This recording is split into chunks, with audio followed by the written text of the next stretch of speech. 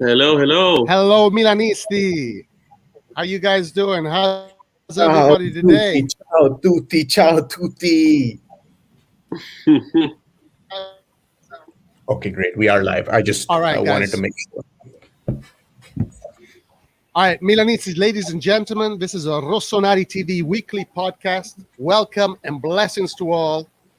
Today, we have some very hot topics to discuss. So be ready. And we'll be starting in 3, 2, 1. Let's take it.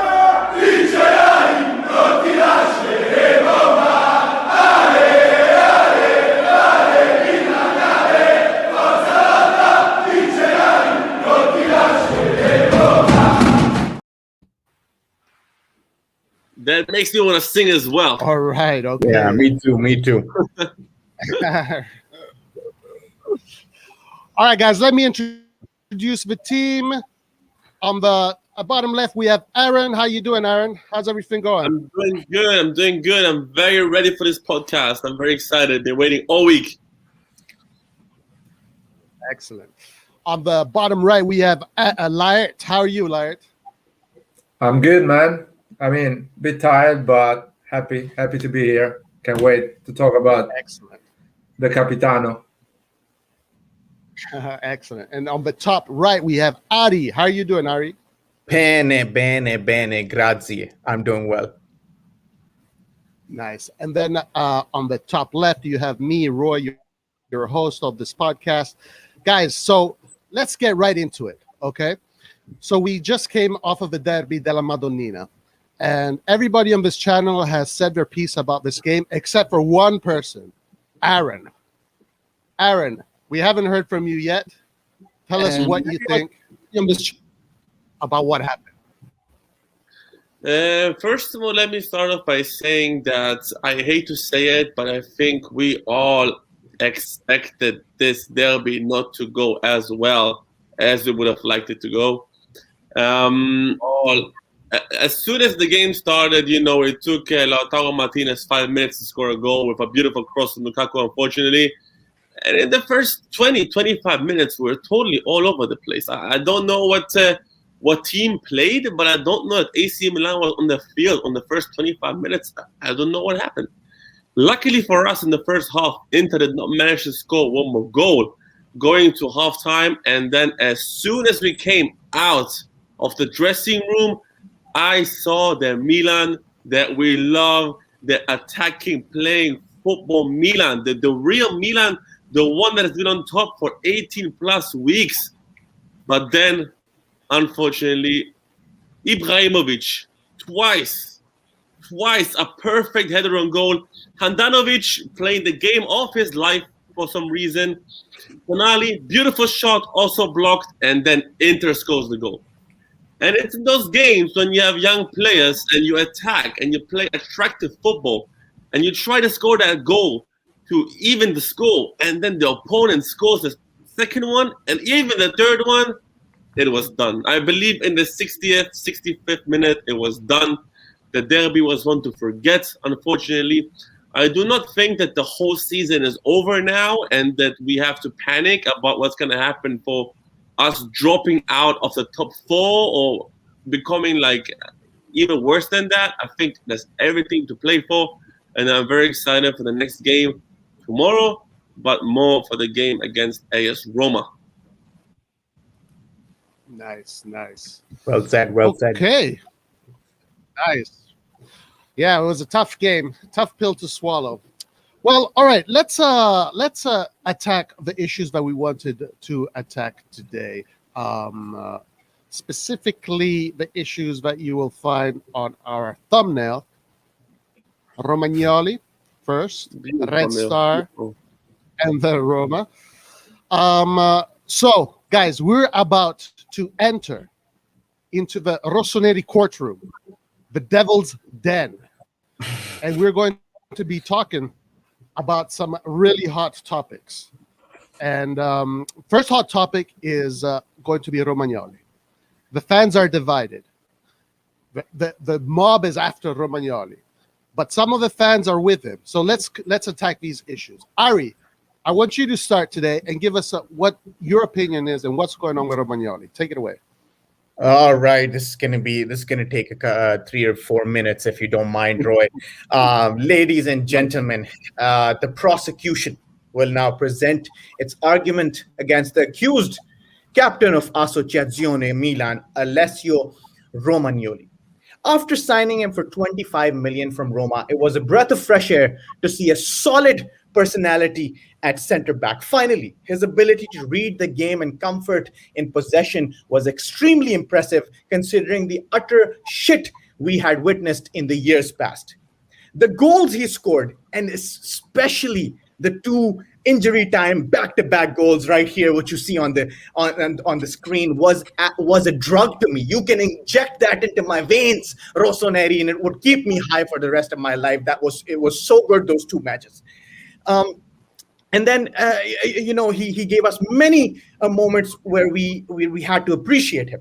Enter January 2020, that saw Milan bringing in a sexy Danish defender in the name of Simon Kjær, who was an instant success, I think, which can't be argued.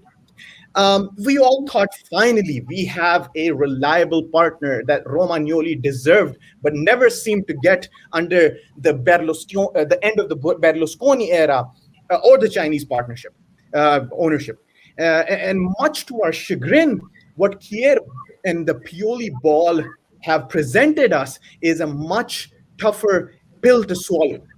Football, ladies and gentlemen, has moved on from playing the old style deep lines and hitting on the counter, with teams more adventurous now by pressing and pinning opposition into their own half. Arrigo Sacchi's legendary Milan was an advocate of this and had the press that's still used as an example these days. But he had Baresi and Maldini to maintain a high line to catch the opposition and maintain that press. We do not have that, ladies and gentlemen. In 2021, Pioli is no Sacchi, but he wants his team to play a high line. And with Milan using Theo, and I'll play a clip right now. Milan uses Theo like almost as a wingback when there is bound to be gaps left on the left flank. When a team plays a pressing style, they use zonal marking, where the team marks a zone rather than a player. Hence, the left center back, that is Romagnoli, is expected to mark the left space to stop any potential attacks.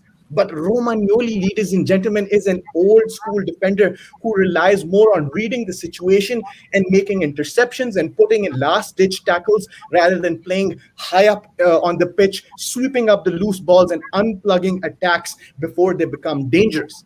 His obvious lack of pace, seen here, let me play another piece of evidence right here, advances the ball. When the ball advances, it means if a pacey forward advances the ball past him, he does not have the pace to catch up with the ball carrier and either gets beaten, has to resort to a foul, getting a yellow, or concede a dangerous attack, potentially turning into a goal. My third piece of evidence, signori, is right here after the Lukaku goal. Right here, he says to Simon Kjær, he says, "È velocissimo." Mr. Lyot, you're born and raised Italian. E velocissimo.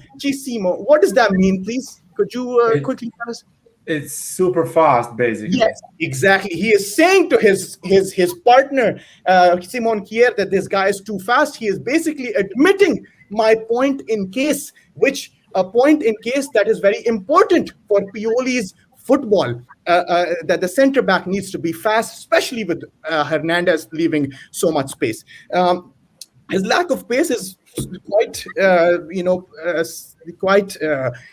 seriously is a concern for today's Milan. He barely defends proactively, which means he waits for a situation to pan out and try to stop it rather than preventing the action from happening in the first place.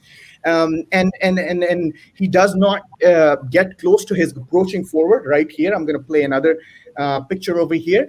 The approaching dribbler keeps backing off from the ball carrier, like how he did versus Lukaku in the third goal right here. These things make him a very inadequate defender in today's football, ladies and gentlemen, in today's football. In summary, signori, this system simply doesn't suit Alessio Romagnoli. It requires a pacey center back with good 1v1 ability that has never been Alessio Romagnoli's forte. We could now, of course, change our tactics to suit Romagnoli, but is he that great a player for us to change our entire tactics to suit his style of play? Or do we test out the solutions that we already have available to us?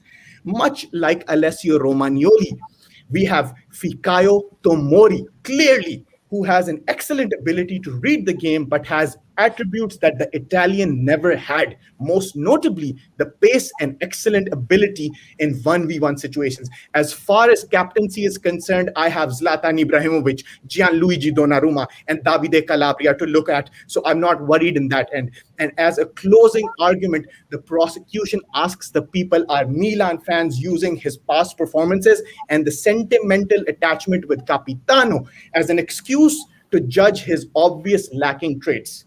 I love Capitano just as much as you do, and I would be happy to stand right behind him if after some time on the bench, he brings up back his form of 2018-19. He gives us performances like he used to give us. But at the moment, ladies and gentlemen, it is time to swallow this very tough pill and bench Capitano Alessio Romagnoli. I rest my case, ladies and gentlemen. Wow. Incredible. Wow. I'm sending this to Stefano Pioli right now.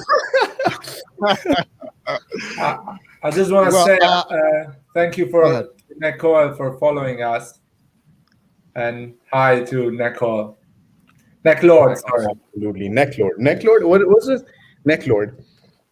Well, okay. So, Lyot, what do you think about Ari's presentation? Do you think Ari has a good case or not a good case? I don't know. His accusation is against Romagnoli or against Pioli, because Romagnoli doesn't do the formation.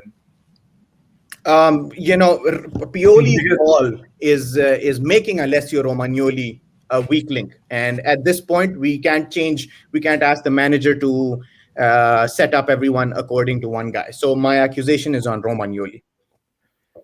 Okay, so because in my opinion, against Roma, Romagnoli can play easily, because if they play with Dzeko, which is a slow attacker, Romagnoli can easily play in that position. So I think the problem in this case is not Romagnoli, but it's Pioli, which is lacking on reading the game and understanding the striker Inter has. So if you see they are playing against Lautaro and Lukaku, you need to put Tomori, and that's it, even if Romagnoli is the captain. So I cannot blame Romagnoli for not being Van Dijk or, I don't know, Maldini. He is Romagnoli, and that's it. We know that. And we know he signed to a team, was the 5th or 7th in the Serie A table when he signed. So I cannot blame Romagnoli. I think he's giving everything for AC Milan. Of course, he's not the best defender in Serie A or the best defender in the world. And always he's going to struggle with players like Lukaku. So my point, I would say, is the fault is Pioli in this case. Because Pioli should have just say to Romagnoli or to Kier, one of you guys is going to stay on the bench because I need fast defender to stay close to Lukaku, and that's it. And you can or change the tactics as Roy says at the end of the game, like keep a low defense and wait for Inter to play the game and go in counter attack, which can be more effective in that case when you don't have the good defenders to do the high press game you want to do. So I think Romagnoli is, if you think of all defenders in Serie A, if you consider Skriniar doesn't have a great pace as well, or De Vrij as well is not super fast. So if De Vrij is playing against Lukaku, De Vrij is going to struggle anyway. And all the defenders in Serie A are struggling with the pace of Lukaku. And it's hard to get a good defender with 30 million in this market, even because all the good defenders are already taken or are paid 50, 60 million. So I will keep Romagnoli or sell it just if there is a good offer, but I will keep him in the squad. I wouldn't blame him for all the problems AC Milan has had this month. I would just like to repeat my chief statement. I am gunning for benching Romagnoli, not selling him. No, I will bench Kier as well. I will play with Romagnoli and Tomori, or Kier and Tomori. It doesn't matter. Romagnoli and Kier, they are similar as players. There is not a lot of difference. So it doesn't matter. I think we should play Tomori more often because he's a different type of defender and he can combine pretty well with both of them. With Kier or Romagnoli, doesn't matter. But yeah, I wouldn't say we need to bench him, because if you bench him, you give the rights to a bunch of people who doesn't know a lot about football on Twitter to coach AC Milan. And I don't think Pioli can do that, or Maldini can afford that, to say, okay, you guys on Twitter are right, so I'm going to bench Romagnoli because you said all that. I would say it's better to keep playing it, wait for his self-esteem to get back at the right level, but definitely you need to help him and put Tomori close to him. That's the thing, in my opinion. All right. Well, that's a very good opinion. And Aaron, what about you? What are your thoughts regarding this subject? And do you agree with Ari or Lart? To be honest, I agree with both. I think both Lart and Ari have great arguments. You know, especially Ari with the whole presentation, where you can really see the positioning of Romagnoli and the way he goes back into defense and gets overrun by very, very solid, fast strikers. It's very hard to watch over those years. There are many Lukakus. There are many fast players. And especially, I think it is a huge mistake, since Lukaku, I've been to the stadium when Milan lost 4-2 to Inter, 2-0 to Inter. And it was Lukaku who overran Romagnoli like it was nothing. And it was hard to watch. I was in the stands.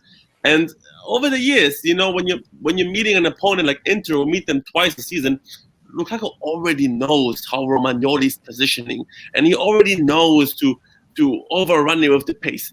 Why, as a coach like Stefano Pioli, won't you put in Fikayo Tomori, who's already shown what he can do against Inter, and mark Lukaku and not let him alone for a second? I don't really understand that. If I was the coach, my tactic would be to take Fikayo Tomori, put him on man with Lukaku, and any other attacking attacking player that goes in, like Lautaro Martinez, or in that case, Eriksen, for example, I would take back Franck Kessie, even to move back into the defense, you know, while Tomori is busy being 100% on Lukaku. I think that's very, very important. I think Lukaku was standing very freely against Inter. If you ask me personally about Romagnoli, I love the guy, obviously. Great Capitano. But as I said last week, you cannot be in the starting formation every single week just because you're the Capitano. This is not possible. And I believe that Stefano Pioli will have to make some adjustments. And like Ari said, and like Lart said, apart from the setting part, Lart, I don't want to sell Romagnoli, but I think he should be placed on the bench for at least one game and see how it goes. Definitely. Guys. Well, look, guys, Golden Boy said something quite controversial right now. Okay? Very controversial. He said, Romagnoli, my opinion, is the worst AC Milan defender of all time. That is called a Twitter hot take. Can I Even ask him? Paletta, Is worse than Sorry. Bonucci? Worse than Bonucci. well, he says even Paletta and Yepes were faster than him, and they had some courage, leader skills. Our captain needs to grow some balls. So Golden Boy has We got some is Golden Boy ready haters under here too. beat Romagnoli. Okay, guys, listen. So I would say that, I have said this before, and in my opinion, this is a witch hunt. Okay, and I even prepared a nice little image to show that this is a witch hunt and that Romagnoli is being unjustly, I would say, accused and scapegoated for the performances. I think that the problem right now with was I think Laird was right. It was Pioli's mistake because Pioli's tactics allowed Inter to give the space and to expose Romagnoli. And the reason, my defense for that is, if we go back just to the derby of the Coppa Italia, we all praised Romagnoli's performance because he stopped the Lukaku. If you guys remember going back just a few weeks ago, we were all praising Romagnoli. He had a great performance against Lukaku. He had a great performance. We all thought, we were like, Il Capitano, Grande Capitano. But why? Because the team never gave Lukaku the opportunity to run at Romagnoli. The team played in such a way that Lukaku was always close to Romagnoli. And if you put defenders in that position where they don't have to play 1v1s, then you've done a good job. So my blame goes more to Pioli's tactics rather than Romagnoli. And I want to add one more thing, and then you guys tell me what you think. I think that Pioli sees the players on training every day, and he can tell who is better. He can tell who is more prepared to face a team like Inter. I trust his ability to see who's better prepared for these kind of games, but I'm not so happy with his tactics for the last game. Guys, any thoughts regarding the defense? Yeah, I think everything's said. About Romagnoli, Kier. I just want to see Kier and Tomori for once, and not Romagnoli and Tomori. If I can add something also, I think I would love to see Tomori and Kier playing in the same match.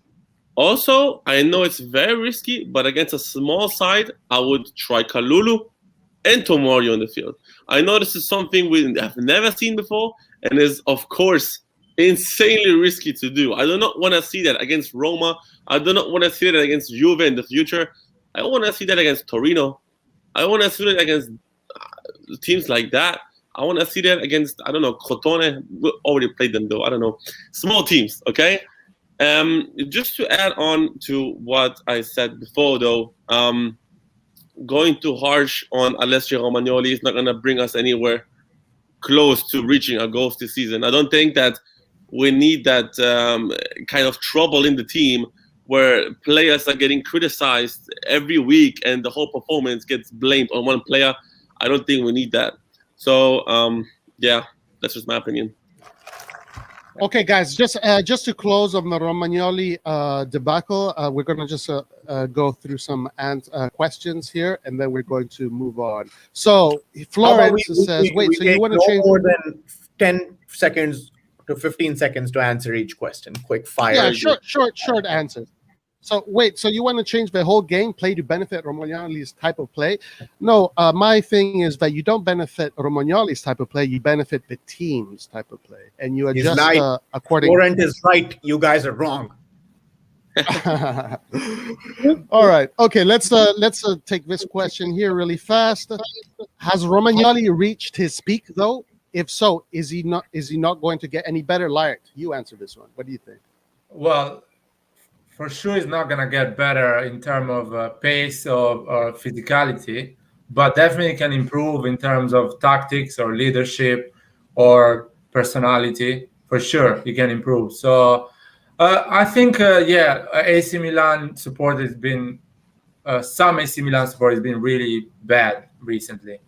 They're acting like we should win the Champions League and win the Serie A with 10 points difference. The way they're acting. No one was saying those things in August. Everyone was praying like, oh, I hope we go fourth position. I hope we're top four. I hope we buy a defender from Fiorentina, which is even slower than Romagnoli. People were saying these things in August. Now the people are saying, oh, Romagnoli is not good enough. I want Baresi, Maldini, and Van Dijk in the middle. I want $1 million as well, tell them. But it's not going to happen. So what are you going to do? Shut up.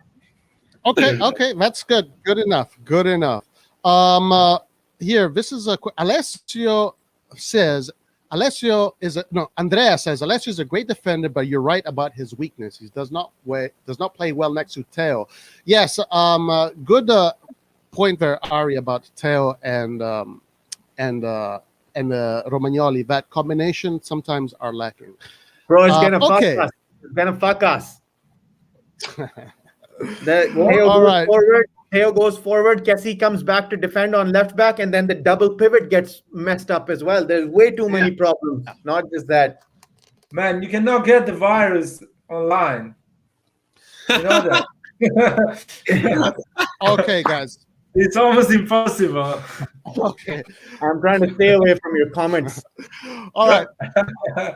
Okay, guys. Let's move on. A quick.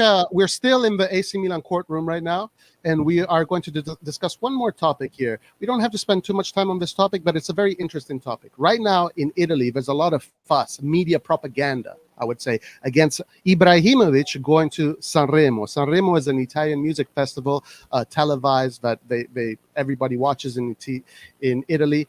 So the media and opinionists and fans are saying that he is being distracted. This is a distraction. He should be thinking about the team. AC Milan shouldn't let him go. Now, do you guys think it is a problem? Should Ibrahimovic go to Sanremo? Laird, you start. You tell me what you think. Yeah, I would like to start with this. So first of all, this AC Milan knew about this from the beginning, and it's about money.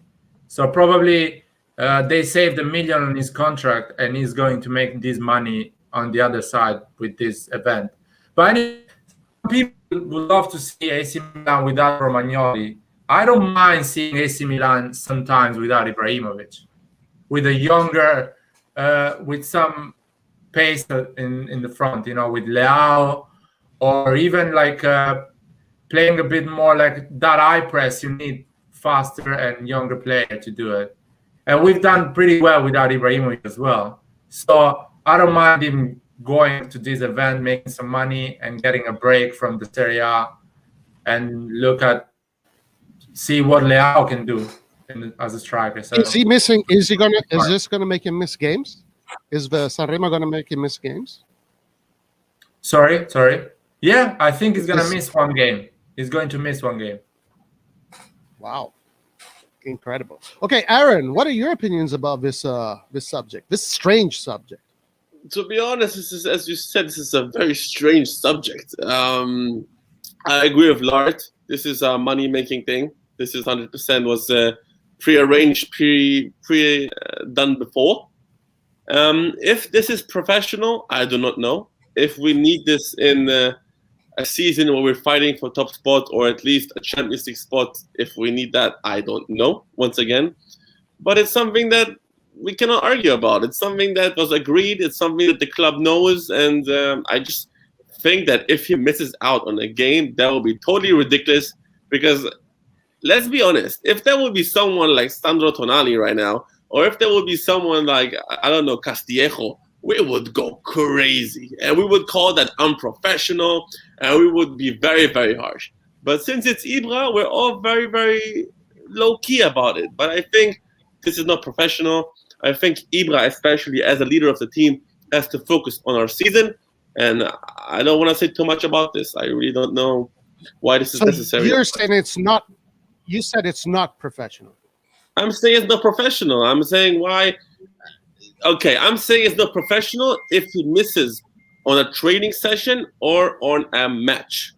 If this is something private going on, if there's a break, all right. But if it's in the middle, a day, 2 days before match day, even on the same day as match day, this is not acceptable in my opinion.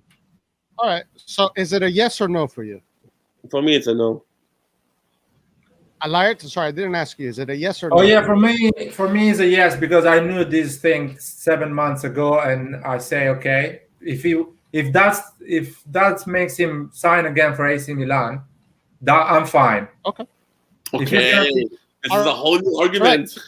Yeah, because people, if you And ask this chat- question, do you want Ibra for the next season, but he's gonna miss one game for Sanremo in August? People say, yeah, sign him. That's completely fine. Now everybody's complaining. It's always like these people what? come up there and complain. Alert, you might have a good hint there. It might be got to do with business and future contracts. Ari, so for you it's a yes. Chat, let me know if Ibra should go or not. Ari, why don't you take it last? Tell us what you think about this weird situation. Is it a yes or no? Listen. The person we are talking to, talking about, the protagonist over here is Zlatan Ibrahimovic. It's not Sandro Tonali. It ain't people like Kalulu or Antonio Donnarumma. It's Zlatan Ibrahimovic. Zlatan, number one. The arrogant argument would be Zlatan does what he wants, which I kind of, to some extent, agree. My second argument towards a yes, of course, I'm a complete yes, is that Zlatan definitely let Maldini, probably some other people know about this as well. Third argument is Zlatan has already had COVID, so at least there's none of that stuff going on with him. That at least that we got to worry about him bringing the virus back to the camp. Fourth, I think the players. That's a good point. It's evident the players respect him enough that I'm sure the players are okay with Zlatan going, and they're not going to make a fuss about it, and not going to make an argument saying, "Hey, why is Zlatan going to this festival and we're not allowed to do X, Y, and Z?" I think Zlatan, considering he's Zlatan, is within his rights to do what he's doing. Go to Sanremo, get that money, come back, and I'm sure it has been talked talked about with Maldini and maybe some other people in the management. So absolute yes, Zlatan does what he wants. All right. Awesome. Cool. Can we talk about and The what? Golden Boy says Ibra can do whatever he wants. True. I wouldn't be surprised if he starts fighting people there as well and gets a red card, or maybe he will sing and send shots to Lukaku's mom. Guys, awesome. Now, real quick. By the way, I'm just on the shorts. Comments, we're going to talk about wrestling in a second. Sorry, what? No, go ahead. Just about that, Zlatan actually clapped at Lukaku's third goal, when there was one camera that panned to Zlatan. So Zlatan is a very respectful guy, and I'm pretty sure he's over that whole.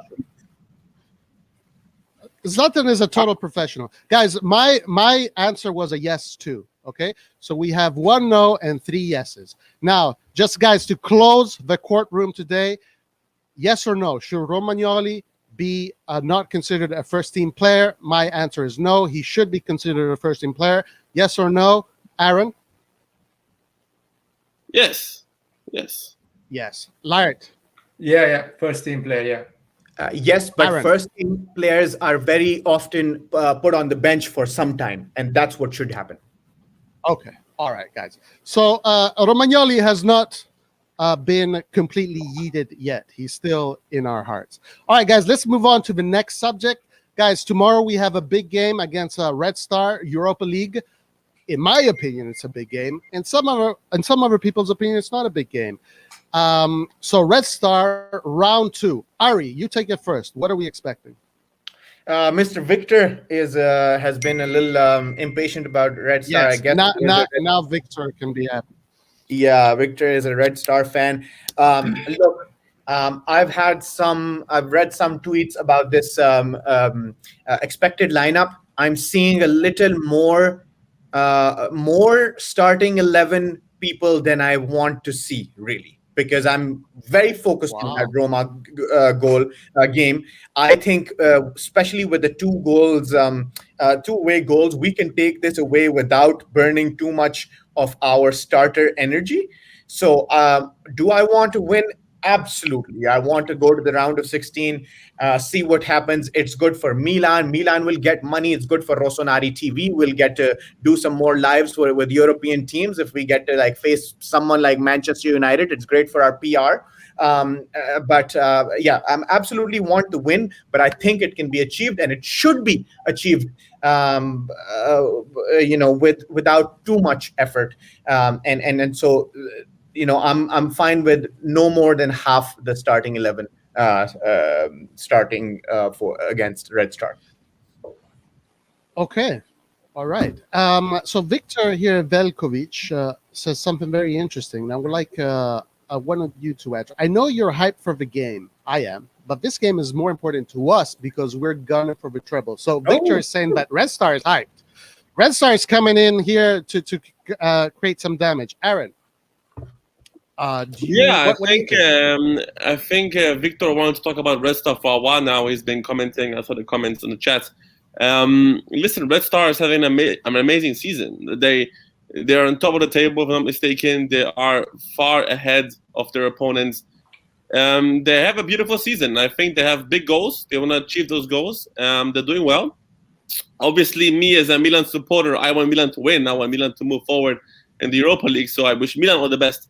But I think that what Red Star is doing is absolutely amazing as a Serbian team to make a statement in Europe. Also, if it's only the Europa League, whatever, but I never hear much about Serbian teams making an important impact on Europe. And I think that Red Star fans, the supporters, and the whole club can be very proud themselves of what they're doing. And I think that tomorrow night, Red Star is going to go into this match with balls, with everything they have, and they're going to try to make. And they're going to lose. They're going to lose. Yes. And they will lose. And also, Victor said that they are fighting for the treble. Interesting. So I guess we're doing well in the league. A lot of pressure. Okay, well, so Laert. I would say to Victor, who cares? Laert, this one is for you. Aditya Sharma says, if we go out against Red Star, the repercussions will be big. I agree 100%. Even if people consider it not a big game. Okay, so maybe this one is perfect for you. So what do you think? Well, that's a good question, first of all, because I never thought we're going out. I don't think we're going out, so I don't want to even imagine that. Because Red Star is not a great team. We saw them. Oh, damn, Victor. So I would say with the starting 11, we can win it easily. But anything can happen in football. Still, I wouldn't mind if we win against Roma. If they win against Roma, it's like nothing happened. So I think the key game for the season is Roma. We have to win against Roma, get three win in a row, and fix that. Keep some distance from the third position. Absolutely. So that's the main goal at the moment. Okay, well, listen, Victor, let me tell you right away. I care about the Europa League a lot, and so does Milan. So you guys can come to the San Siro with all your weapons, with all your knives, but trust me, we aren't scared. We are going to go through. We have a mission to accomplish. We are ready to conquer Europe one more time, and we're starting tomorrow against Red Star. So it's going to be a great match. It's going to be a good match. Come and see us at our live, Victor. Okay, excellent, guys. Everybody has excellent opinions. I want to move on now. I want to talk about Roma in the game against in the Serie A. We're doing good on time, by the way. I think this is running pretty smoothly. We're on our last topic, and there's about 10 minutes left. Yes, perfect. So, guys, I want to ask you, what does the Roma game mean for the Serie A and for Milan? How important is this game? Aaron, everything. You tell. Go for this it, Aaron. Game means everything, because now we are at a point of the season where we cannot take losses no more. That's it. I know that we've been having an insane 2020 where we almost did not lose at all. I think we didn't lose at all, to be honest. I think we lost against Genoa, that was it. Anyways, we have to go back into the winning mentality. I think tomorrow is going to be a game that can define in which status we're going into the Roma match, especially it's an away match at the Olimpico. And I'm going to mention it in my preview as well, that AS Roma is unfortunately the only team left in Serie A who has yet to lose at home. And I think that Roma is going to go into this match trying to battle us, trying to show, hey, Milan, you're not much better than us. Why would you be ahead of us? We're having great performances as well. We have great results as well. Why are you above us? And AC Milan has to go into this match showing that we have to win and we are here to fight. It's going to be a season-defining match 100%, especially after that big loss against Inter. Nice.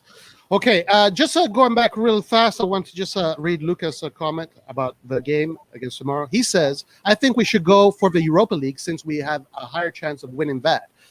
I like that perspective. I like it. I think we do have a winning chance of winning the Europa. Not only. I think you cannot say that you want to win the Europa League and then completely ignore the Serie A. I think this is a very risky move because I don't think. No, it says I think we should go for the Europa League since we have a higher chance of winning that. What I understand, higher chance. What makes you think we got a chance of winning the Europa League? Why not? You know how much firepower we'll have to put at the end of the season towards the Europa League if we're going towards the final. You know how much that will affect the Serie A?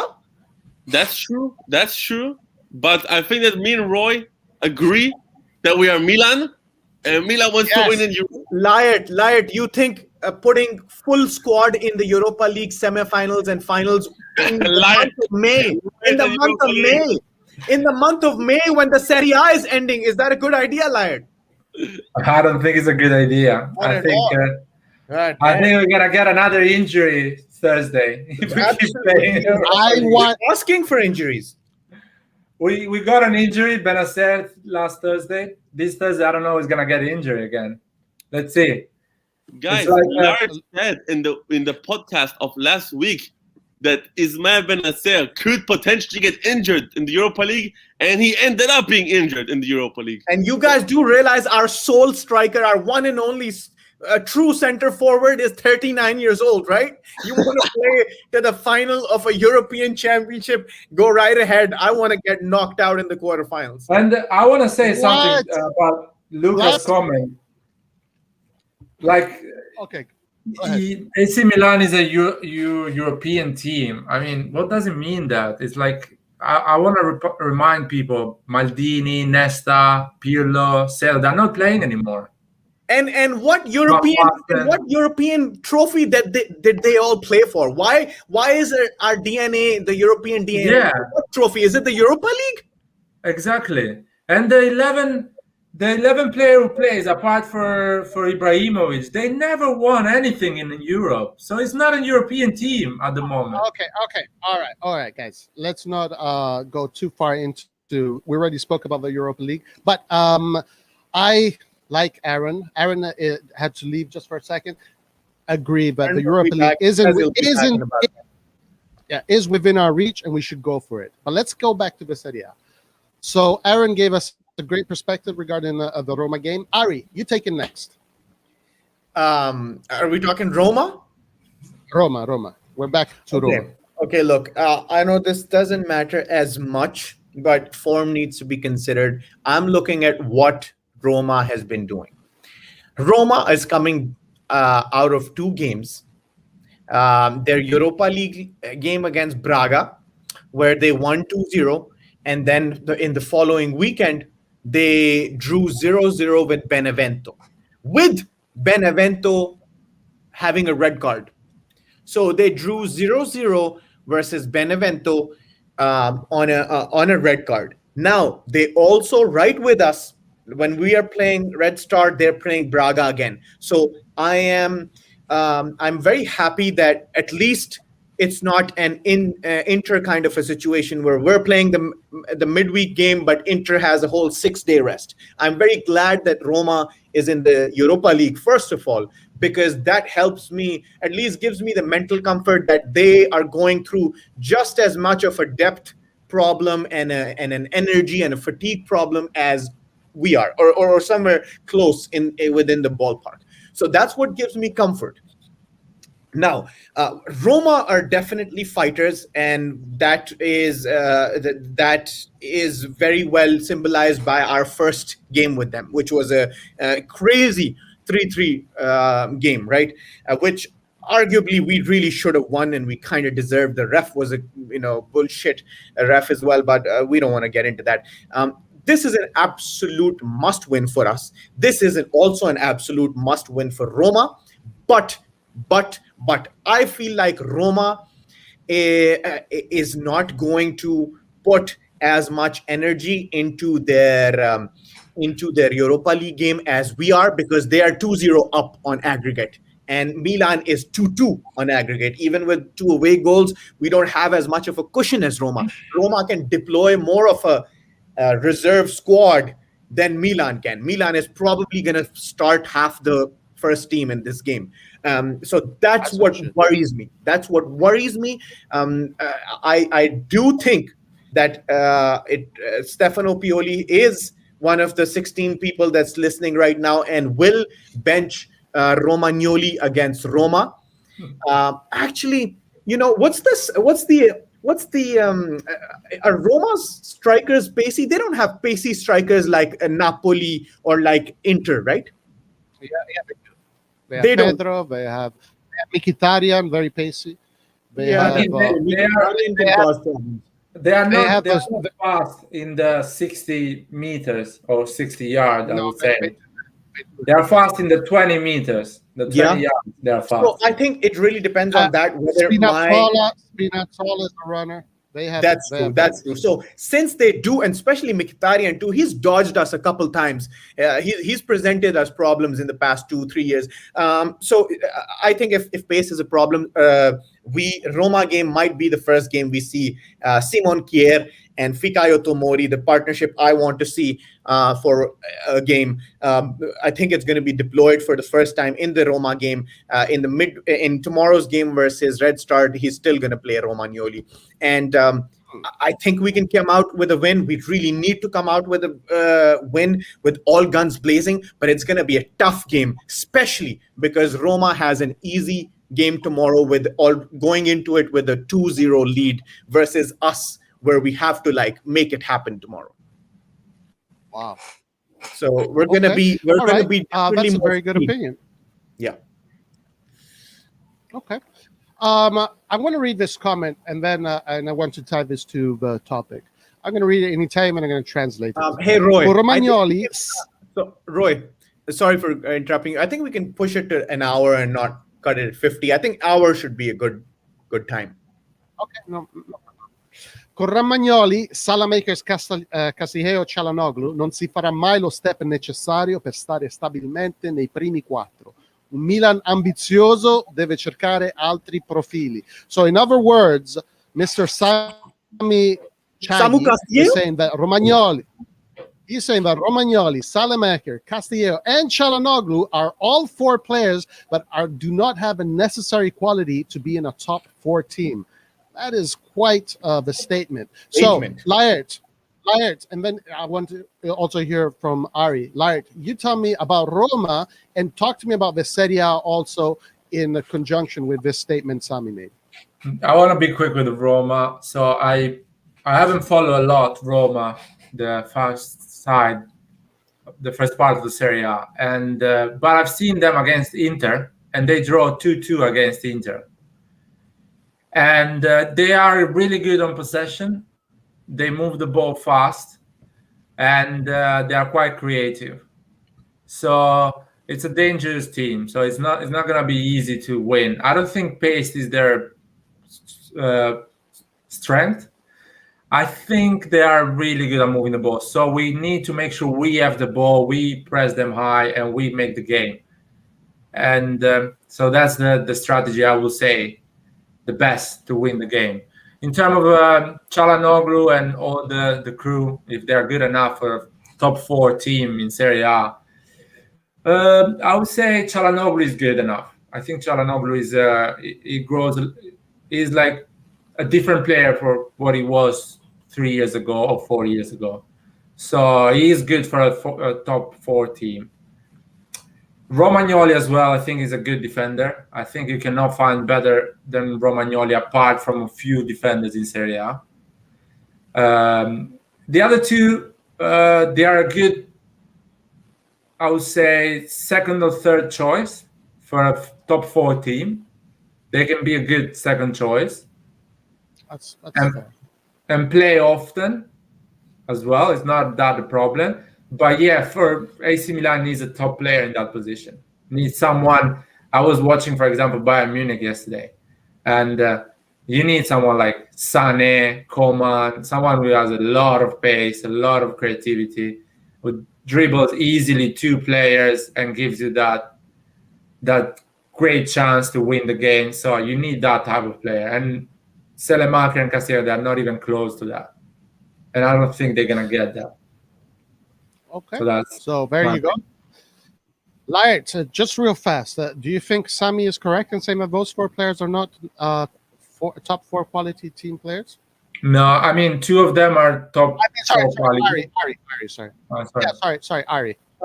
Go ahead, Light. You can quickly answer. No, I'm just repeating myself. He's already said it. Look, Çalhanoğlu. Okay, I'm gonna the 2 controversial people in his list of 4 are Romagnoli and Çalhanoğlu. I think that's what most people would say. No, at least these 2 out of the 4 are top quality, and maybe the argument for Casti and salad maker stands, right? Yes. I wanna point out this thing about Çalhanoğlu real quick. Çalhanoğlu's been our chief executive officer in terms of creativity this season. No one can deny that. We have felt the absence of him when he's not there, because he's been so great since pretty much Pioli took over, right? I would say the second half of last season. But let me point something out for all of you. Since Pioli, okay, against Inter, since the beginning of this is like 2 seasons now. Against Inter, 10 games, 0 goals.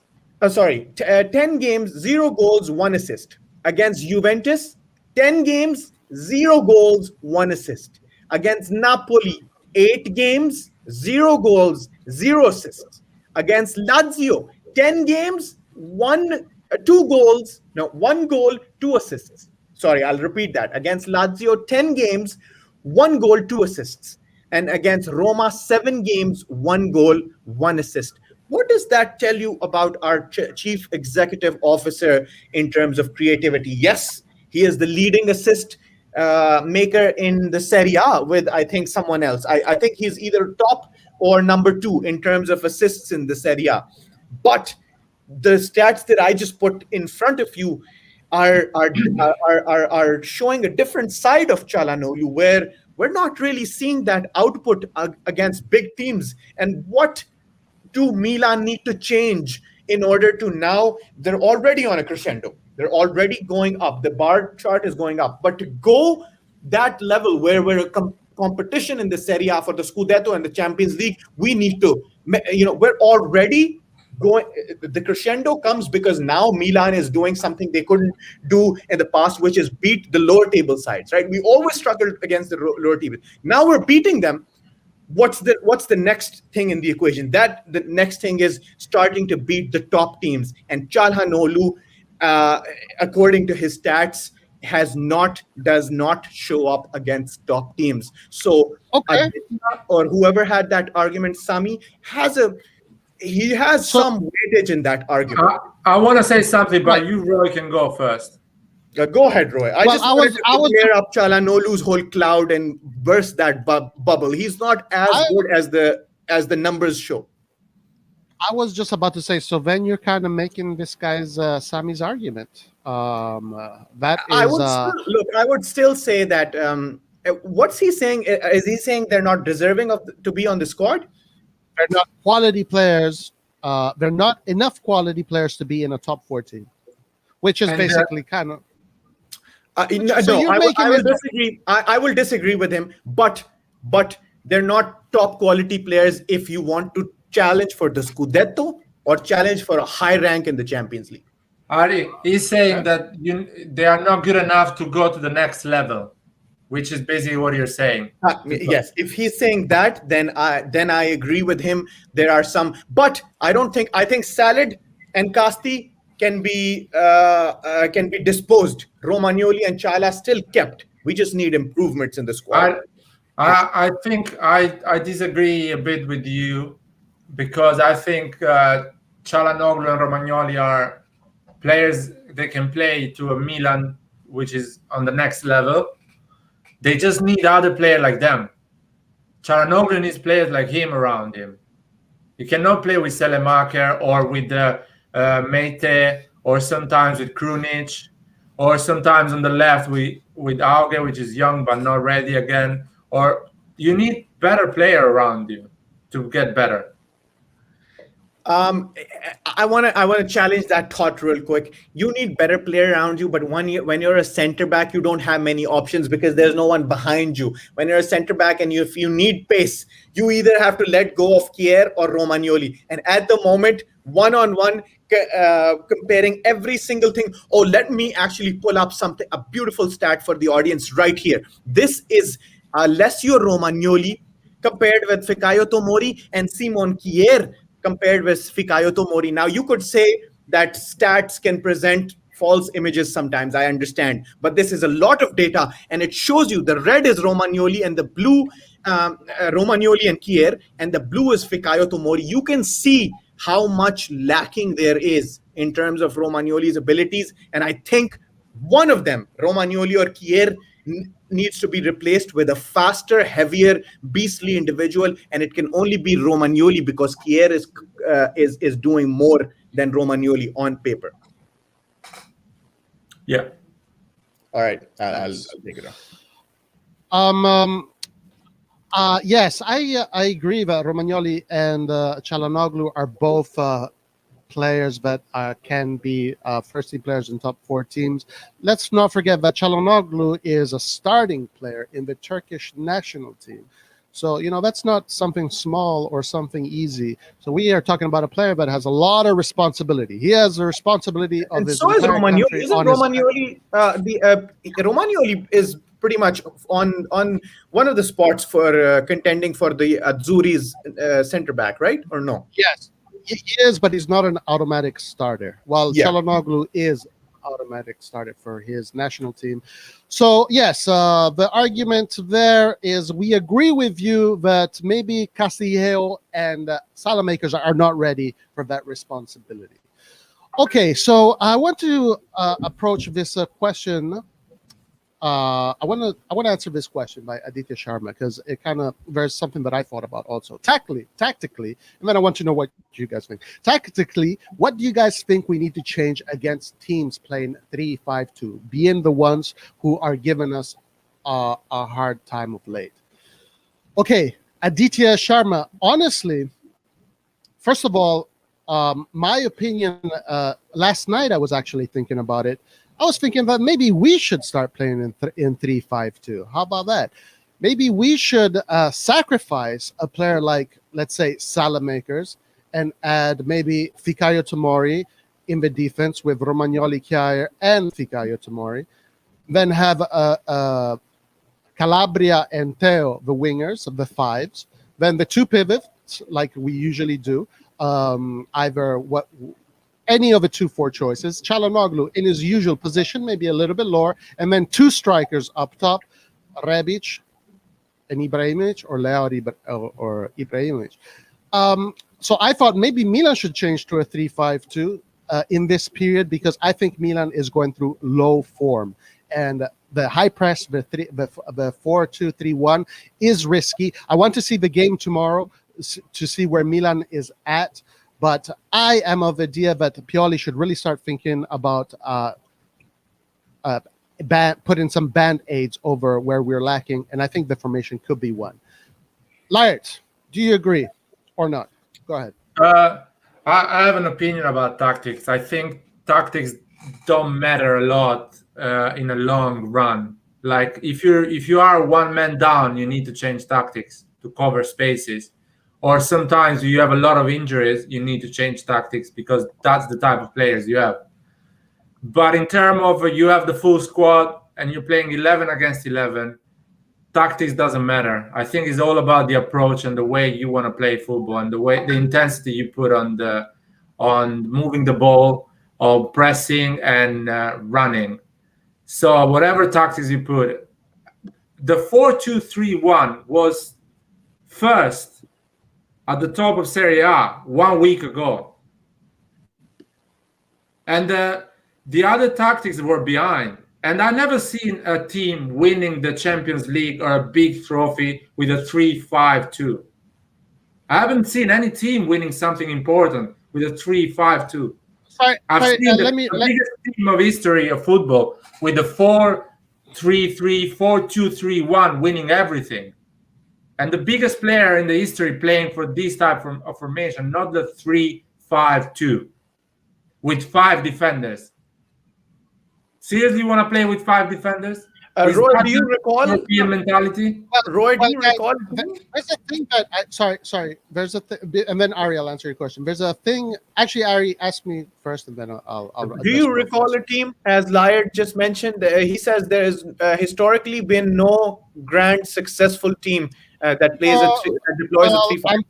Antonio Conte won his Scudettos with Inter, with Juve playing the 3-5. I mean, the 3-5-2 was the formation that sprung Juventus into their streak of winnings. But guys, the thing is, like, we can talk about tactics not being important. Well, first of all, I don't agree with that at all. Tactics are very important.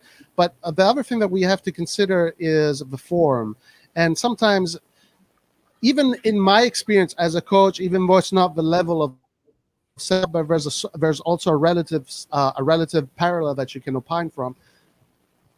You can't just say hey players, today you're going to press high, you're going to win every ball, every pass is going to be perfect, every shot is going to be perfect, and the team that you're playing against won't take a shot, will never surpass your half. That is just not the case. Teams that go down in form, teams go up in form. Sometimes you're playing against teams at a high form, you're in low form. You have to adjust. In my opinion, right now, Milan is going through a bad spell of form. We need to adjust, and we cannot afford to lose points and go behind teams like Roma, Napoli, Atalanta. So I'm not talking about changing the tactics forever. I like the 4-2-3-1. Actually, 4-2-3-1 is my favorite formation. 4-2-3-1 is a formation Italy won the World Cup with in 2006. It's a great formation, and it's the formation that Bayern has been winning in Champions. You're absolutely right. 3 Champions League. Right, 4-2-3-1 is maybe the best formation there is to produce attacking football. I definitely agree. But Milan right now is clearly doesn't, as far as we've seen so far, is not in the position to go gung-ho attacking. They will get slaughtered because we're going to lose the ball up there, and then bada bing, bada boom, you got 3 goals from Lukaku. All right, so let's take a few more questions. I have a quick comment on this 3-5-2. Okay, go ahead. I actually do. Who made the 3-5-2 comment, by the way? Was it the Italian guy, the NBA guy? I forget. No, he was saying what should we do to play against? Oh, and you proposed the idea of. I proposed the idea that we should change to a 3-5-2 right now. Hey, I'll go quickly. I think Milan can function in a 3-5-2. I'll give you about a quick 4 or 5 pointers. One, there's safety in numbers. I read this article on Sempre Milan a couple of days ago. There's safety in numbers in terms of when we pack the midfield. We've seen how we get damaged against teams who pack the midfield. And I think if Stefano Pioli can pack the midfield in a tactical fashion, I think that can benefit us just in terms of the numbers in midfield. Number two, it allows you to hunt in packs, right? Which can even be better with our counterattacks and pacey people like Liao and Theo breaking forward. If you hunt in a pack, you have more spaces, more chances. Whether Theo passes or not is another question, but we do have a chance to hunt in a pack. There's number three is Alessio Romagnoli's weaknesses that we've been talking about could potentially be covered up by a 3-5-2 because our double pivot would be stronger in a 3-5-2. So I think those weaknesses that we've been noticing could potentially be covered up. As Roy mentioned, the dynamic duo, the change up front with two strikers, with Ibra and Liao would probably add more a good dynamic to our attack, and something that we haven't seen, something that I would definitely not mind exploring. And we all know the passing triangles, how well they can work in a 3-5-2. I'm not going to get into that. So there's that one more benefit. And the last thing is the opportunity that we would be granting to people like Theo and Calabria and Kalulu to take charge of that flank, because we have, it's not like, 3-5-2 means we're probably going to call up players in the summer mercato and say, hey, Maldini, Moncada, Massara, find us some players who are good at the flank and defense. No, we already have those, both at the right and a world-class one on the left. So if we utilize them correctly, the 3-5-2 may just work. That's it. Totally agree. And Skillard here has a question. He says, Calabria or Kalulu in right wing? Aaron is back. Hey, Aaron. Oh, what's up, Aaron? How you doing? I'm sorry, I had a little emergency. I'm back now. No problem. Did you take a shit? No. I was out of my apartment. That's something to do. Aaron, real quick, you tell me, do you think that if Milan were to change to a 3-5-2, actually, guys, let me just premise this. If tomorrow Milan has a negative result, and Saturday or against Roma they have a negative result, Pioli has to change something. If we're going to have a positive results with the usual formation, then he should probably just keep on going with the usual formation. Aaron, do you think that Milan should change tactics for the Roma game? And actually, Aaron, do you think what should Milan do to play against teams that play in a 3-5-2 position? And do you think should Milan play in the 3-5-2? To answer all those questions within one answer, I think no. I think no to every single thing. I think 3-5-2, to be honest, is a very hard tactical formation to play that not every team can play. And I think that AC Milan, going into this rather end of the season already, switching the whole formation up to play in a system that we haven't been playing in for years, just because other teams do that, like Inter and Juventus, I don't know if that's the right thing to do. But if you ask me about changing tactics, yes. If you ask me about changing formation, I think no. Because I think that the key to a team playing solid performances is to have a formation that you can play with the whole season, but to adjust different tactics. And when you play a team like... Yeah, I'll give you an example. For example, you're playing a team like Inter, right? So if we're starting with the 4-2-3-1 formation, okay, we're going to have Inter coming forward very strongly and pressing the ball and coming in fast, and then the whole tactics are going to switch to the central back midfielders, to Kessie and not Isma in that case, but Tonali, moving in to make it even a 5 defense line, which is a completely different tactic that we would play if we're playing a 4-2-3-1 against a team like Bologna, for example, where we're attacking, and when Theo and Calabria move up to even be on the flanks, to move Rafa, for example, and I will just say Rebic now, to be 3 strikers up front while Davide Calabria and Theo can both move forward and create that massive attack. And I think that if we switch to 3-5, the free defense at the free defense line, that could be very crucial for us, because I think we're simply not there yet. And I think that big teams, especially like AS Roma, can out-tactic us, if that's a word, and that could go terribly wrong. So I would not start a 3-5. All right. So I would not. So your opinion is very similar to Skillard's. Yours and Layert's opinions are very similar to Skillard's. Guys, we're over the halfway mark and talking about change information. If it doesn't work, we can kiss UCL bye-bye. 4-2-3-1 has kept us in the first place for half a season. Okay, so that is awesome. Everybody with awesome opinions. Okay, guys, let's just go to our final questions that we're going to answer. And then I want everybody to give us some predictions. Okay, just a quick comment. Lol Polo says 352 can even benefit Tonali. Andrea D. Okay, here we go. Give us one name. Everybody, give us one name. Who do you guys think we should sign in the summer? Layert, who is your dream player? Oh, my dream player is Dominic Calvert-Lewin, the striker of Everton. I think he's really good.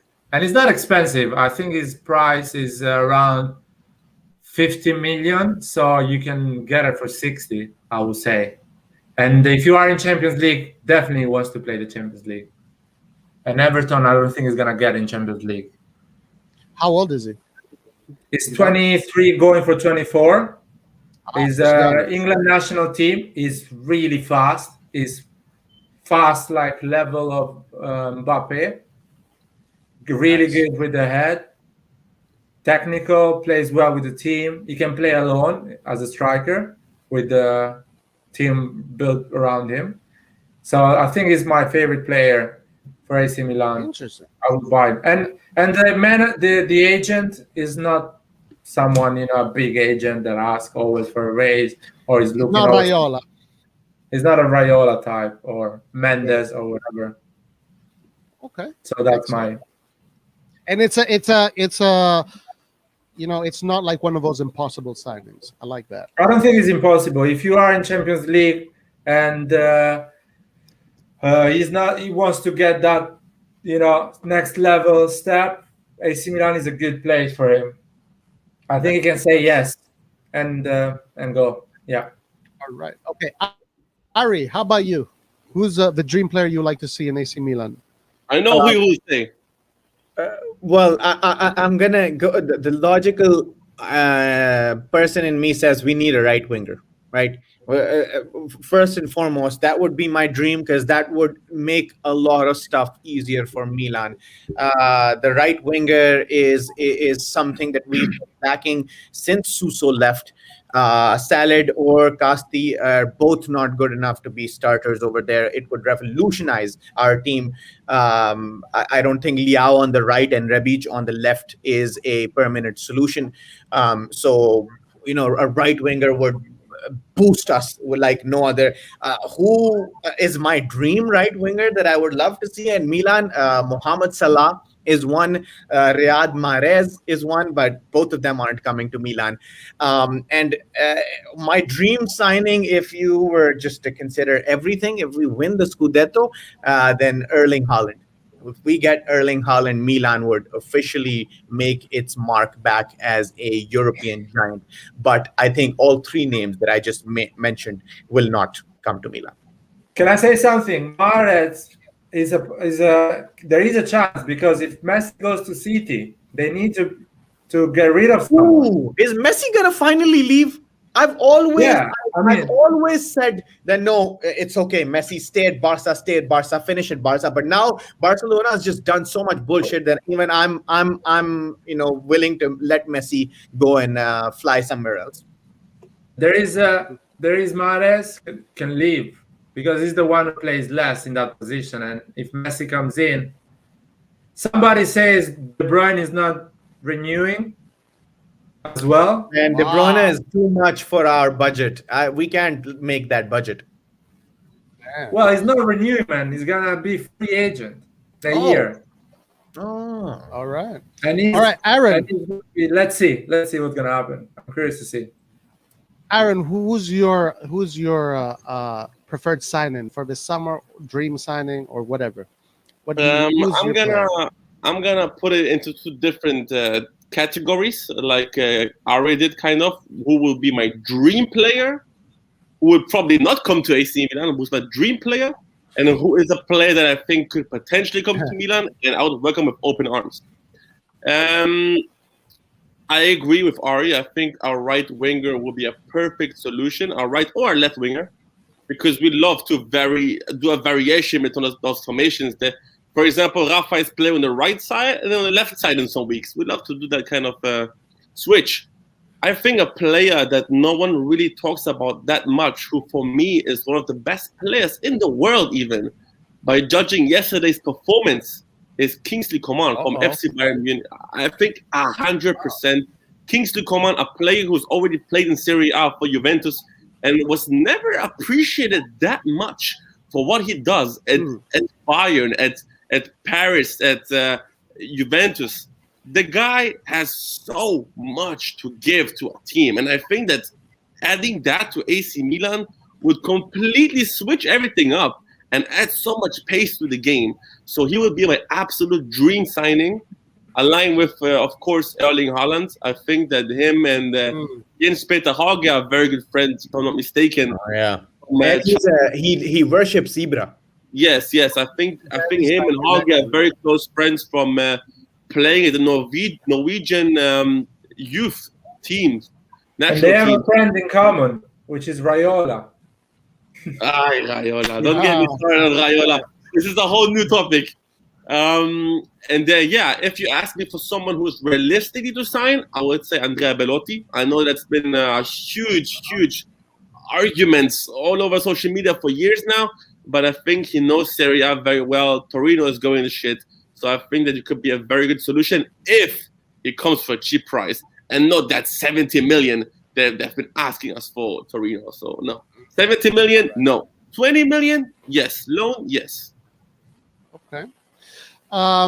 Okay, before I go, Laert, you didn't tell us who your dream player would be. You told us your realistic player. I actually, my about dream player is like De Bruyne. Super.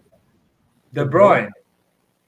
That's my dream player, because with the formation AC Milan has, him instead of Çalhanoğlu, which is a good player anyway, but with De Bruyne it changes everything, completely changed everything.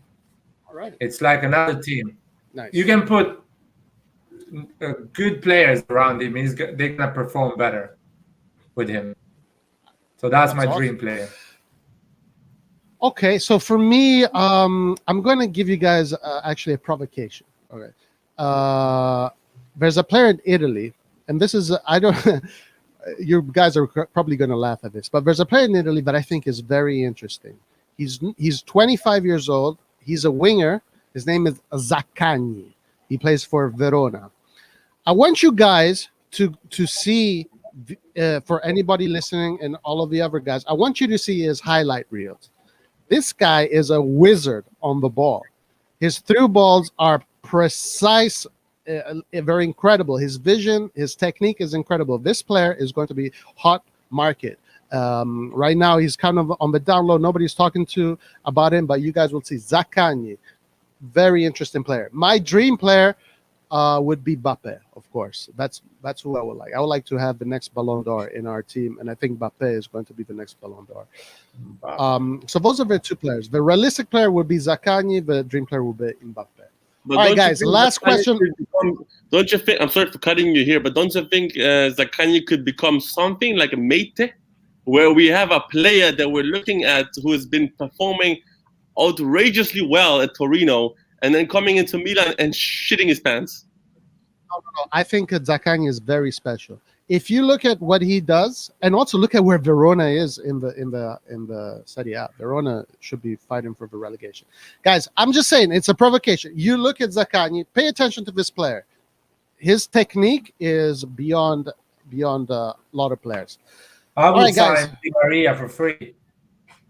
I'm 100%. 100%.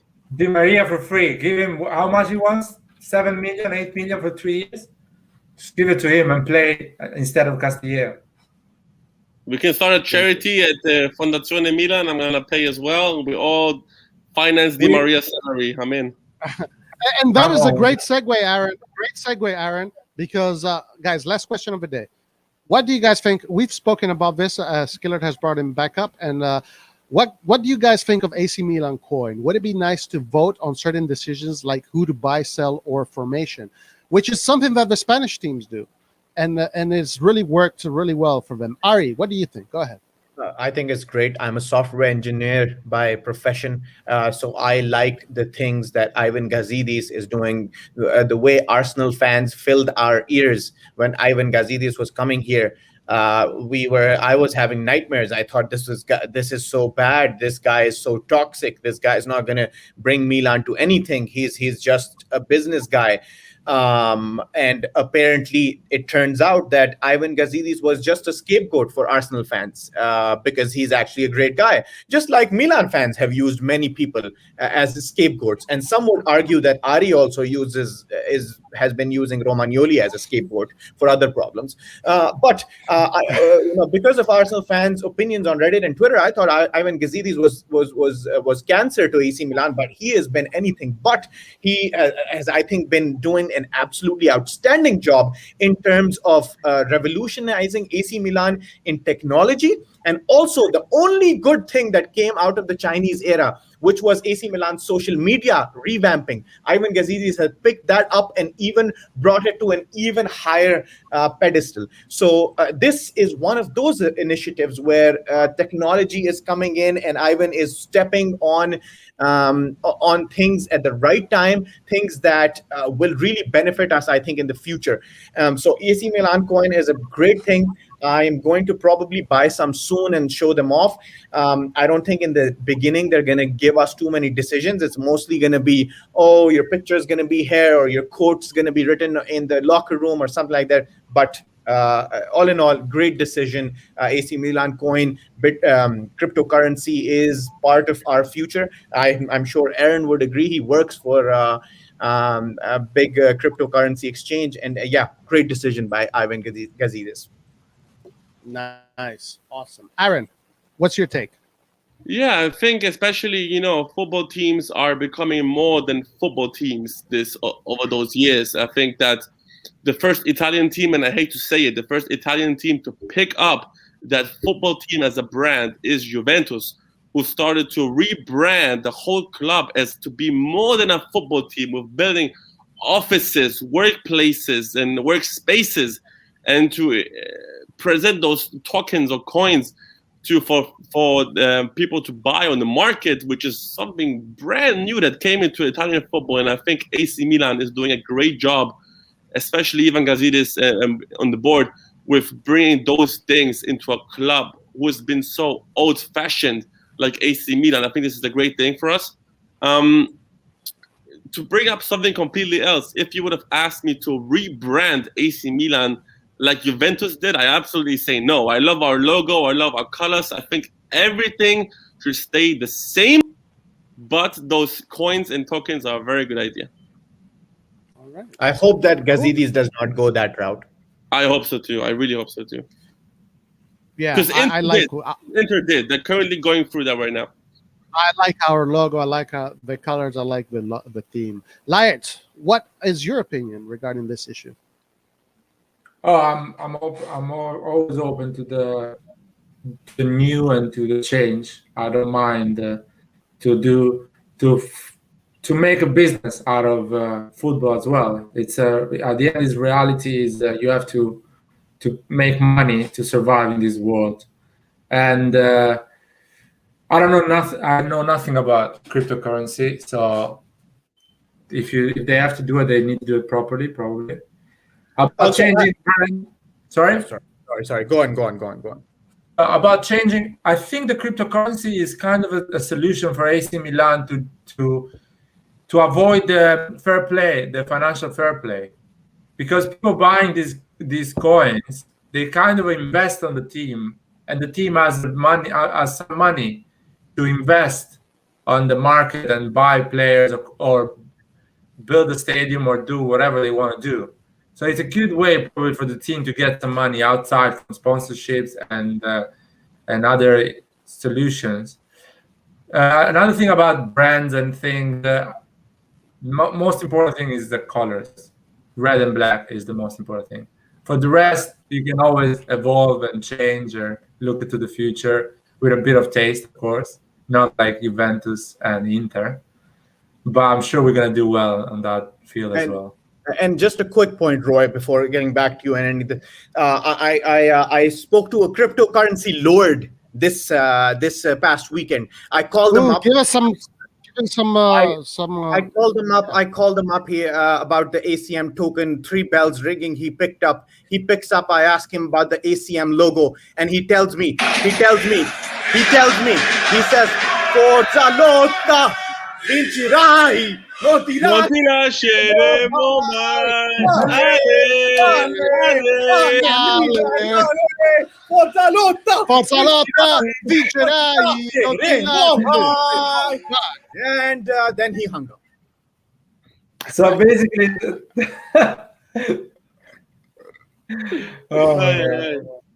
take it over, Roy. All right, guys, look, I don't know much about the cryptocurrency, but I know it's a new thing and it's going to be very big. I think, yes, we need to move forward and be with the times. So I'm all for this new technology. All right, guys, to finish it off, tell me your predictions for these next 2 games. Okay? So let's see if who's going to be right and who's going to be wrong. Liart. Prediction for Red Star, not Roma. Red Star 3-0 against Roma, 2-0. We win. Wow, someone is a believer. So if Roma, so that's a perfect defense. Okay. That is the perfect defense. Romagnoli is. You're predicting a good showing from Romagnoli.